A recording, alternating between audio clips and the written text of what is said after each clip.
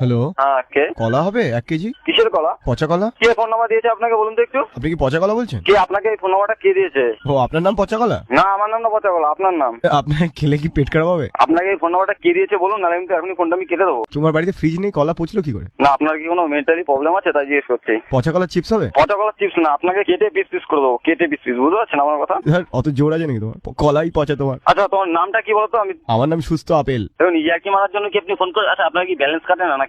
না না, পচা কলা খেলে কি পেট পরিষ্কার হয়? পচা কলা খেলে পেট পরিষ্কার হবে না? আপনি কি চান? আপনি কি চান বলুন তো? আপনি কি জন্য ফোনটা করেছেন? এই পচা আমার কলা। কোনো একটা কাজ আছে। পচা কলা দেখুন এটা বলে আমাকে রাগায়, আপনি আর এই নম্বরে ফোন করবেন না, ঠিক আছে?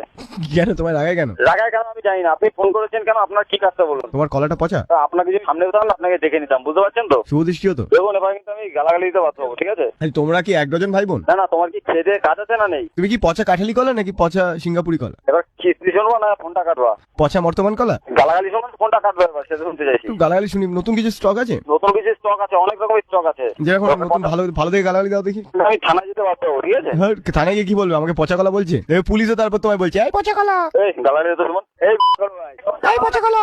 আপনার কান আছে তো? কানটা দাও না, তার তলায় আমার ব্যাগটা। এই পচা কলা।